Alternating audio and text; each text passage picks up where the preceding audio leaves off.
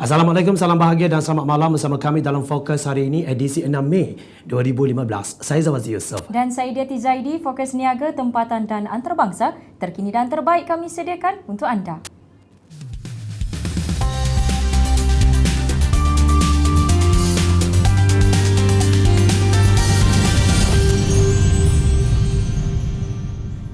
Paparan utama Fokus hari ini 6 Mei 2015.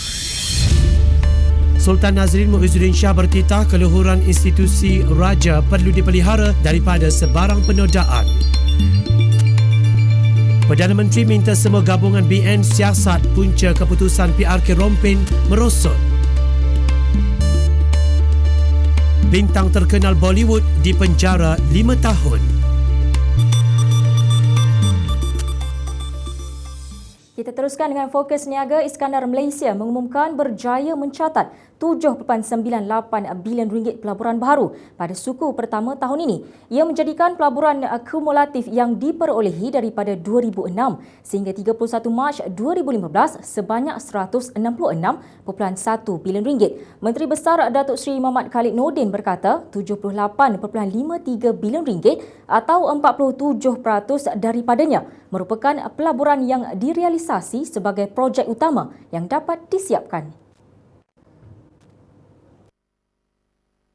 Datuk Seri Khalid berkata pelaburan domestik dianggarkan berjumlah 102.34 bilion ringgit atau 62% manakala selebihnya pelaburan asing.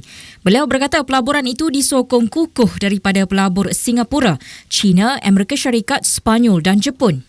Bercakap selepas melancarkan pusat data Synergy Cloud di Terminal Penerbangan Perniagaan Senai di Johor Bahru hari ini, Muhammad Khalid yang juga pengerusi bersama pihak berkuasa pembangunan wilayah Iskandar IRDA berkata sebahagian besar daripada pelaburan kumulatif itu adalah daripada sektor pengeluaran yang menyumbang 31% atau 50.82 bilion ringgit.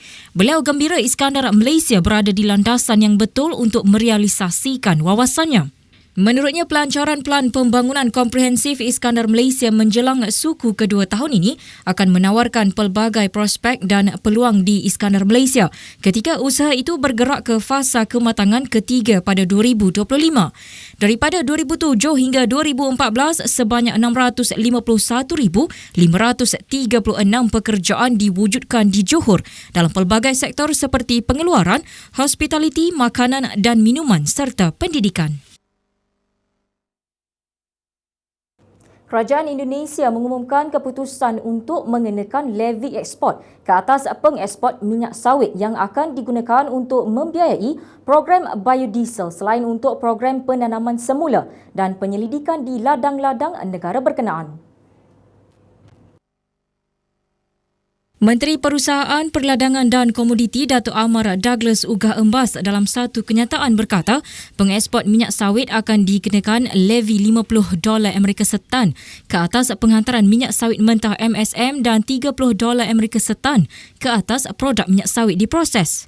Menurut laporan media, Presiden Indonesia Joko Widodo telah menandatangani peraturan yang menetapkan pengeksport termasuk Malaysia membayar levy itu semalam. Ugah berkata beliau akan memantau keadaan dan menganalisis sebarang impak levy itu ke atas industri minyak sawit Malaysia.